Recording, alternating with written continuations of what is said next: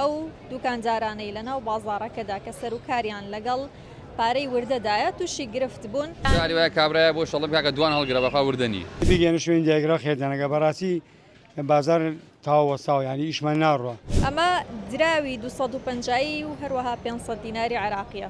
ئەو دراوەی کە لە ئێستادا لە ناو بازاڕی هەڵەبجەدا تووشی کەمبوونەوەیەکی زۆر هاتووە. ئەو دوکانجارانەی لە ناو بازاڕەکەدا کە سەرکاریان لەگەڵ پارەی وردەدایە تووشی گرفت بوون چونکە ئەم دراوەیان دەست ناکەوێ و ئەوەشی کە هەیە لە ناو بازاڕەکەدا یان کۆن بووە یا خودڕاوە. بۆ نمونە زۆر جار خۆیان دەڵێن 250 ئەوەندەی 500 دینار بەس تیپی پێوەیە. ئەمە چەند جارێک دراوە دووبارە چاک بۆتەوە و زۆر جار ئەم دوکاندارانەی کە لێرەدان بە تەواوی گوزەرەکەدا دەگەڕێن بۆ ئەوەی کە پارەی باقی بۆ مشتریە کۆبکەنەوە لەبەرەوەی کە دراوەکە زۆر کەم بۆتەوە لە ناو بازاڕەکانی هەڵەبجەدا. مشگیر و گرفتێکی زۆری بۆ ئەوان دروست کردو. من بە دوواداچوونی زیاتر و قسە و باسی زیاتر لەگەڵ دوکاندارەکان خۆیاندا دەکەم. ڕۆژانە گرفتمان زۆر لەگەڵ بێ وردەیە یعنی بەخوا جاری وایە کابرایە بۆشت وردەکان ئەمەە شڕ ئەڵێ کاکە وردەکەم نایە بۆ خۆ ئەڵێ بۆ خۆ نامەیە بیا بەیانی مۆشیکەوە بوون باتە هەبووە نەبێ بۆ نمونە شتێکی کەی بیتە یا بڵێ جاری وایە کابرایە بۆ شەڵم کاکە دوان هەڵگرە بەخوا وردەنی. باشە لەکەیەوە ئەم کێشەیەتانەیە؟ خوا و نزیکی 5-6 مایەکە بێ و کێشەیە هەمووی وردەکانیش ئەوەی کە هەیە لە بازارە هەمووی شڕ بووە هەمووی تیپە ینی کەسەکە وەری ناگری لێ بەخوا وەری ناگرم نامەوێت.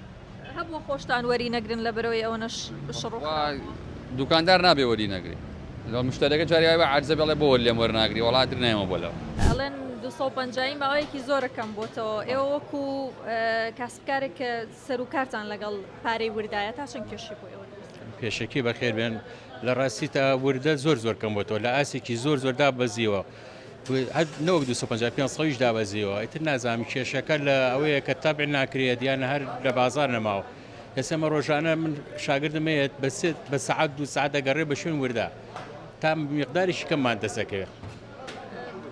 ئێوە کێشەی زۆرتان بۆ دروستە بێ لەو بارەی؟ ئەی طبعاً ئەی چۆن ئێسمە ئیشمان بە 250 ڕات بۆ نمونە ئاەک بە 250 لە فەیەک بە 1 ڕۆعبێکە بۆ نمونە بە زۆربەی کات ئێمە بێ بە کێشە بۆمان و بڵێن تاخیر ببین لە ئیشەکەمان.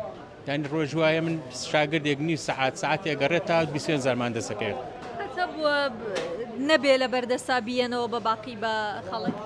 ئەی چۆن ئەرەوەڵا زۆر جار ڕووە ئەوانش کە هەیە ینی بەڕاستی زۆر درا و کۆن و بە کەڵک نایەن یانی ئەیتۆ بە هەر کەسێ دوای نی ساعتێ بۆ دێنێتەوە لە کاکەم 250 500 بە کەڵک نایەت مەزوری لێ وەرگیتەوە ئێمەش پێڵن کاکە خۆی خۆمان تەبعی ناکەین ئەوەیە مەسەلەکە بۆ بە گرفتیانی بۆ عامنەک بۆ ئێمە ئەوەی کە ئیشی بڵێن وردەیە لە چایخانەوە لە ئێمە و لە ئەو شتانە بۆ بە کێشە بۆ عام بۆ بازار ینی ویستم بە عەرەبی لافتەیە بنووسم ئالویا وەکو لافتەکانی کە داوا لە ئەنجومەنی وەزیرانی بەغا و ئەوانەیەکەم کە 250 خێنە بازاڕ چونە پارەکە لەسەرۆتی لێرە نایە کە لە بەغاو هات ئەتوانین داوای لێ بکەین پای 250 خێنە بازارەوە هەڵا جوگەی بازاری شکاندن وڵای گەردی کێشەی بۆ ئێمە دەستکردە کەسبکار هەبووە لە جێی باقی بۆ نمونە دەستێ سەوزەی کە بەی بە خەڵکی ئەوە لە سەوا 2 3 4 نییە جاروا بە ساغی بە قوربانی دیکە 250 مەمەرە خێرتەکە ئەوڵە خێر ناکەم بۆ مناڵەکەم بۆ مەکتەب ینی واو لێ جارە حانوتەکانی رووسە حانوتەکانی نەمان بۆمان بێن چونەوەش 250 کەمە هەرە وڵا کێشەی گەورەی بۆ هەموو کاسبکاران زۆربەی زۆری کاسبکاران جا خۆیتر کارە پای لە بەخەڵای بۆ چێتی پارەی دڕا و کۆن و ئەوانە وەرەگرن چی لێکەن وڵای زۆر جا فڕین زۆر جای ڕوێ ئەین بە علاگە ئەلا سای علاکانش کوێکەنەوە ئەنێنەوە بۆ بەغم و ماشخۆری داماو خۆرگرا سەر ماشخۆر و تەواو هەرە وڵا پاچەکەی ماشخۆریە لەو سەرم سواز خێر کاسبکار عومەر عەنەبی وڵای بیگەنە شوێن دیاگرا خێردانەکە بەڕاستی بازار تاوەساو ینی ئیشمان ناڕوە.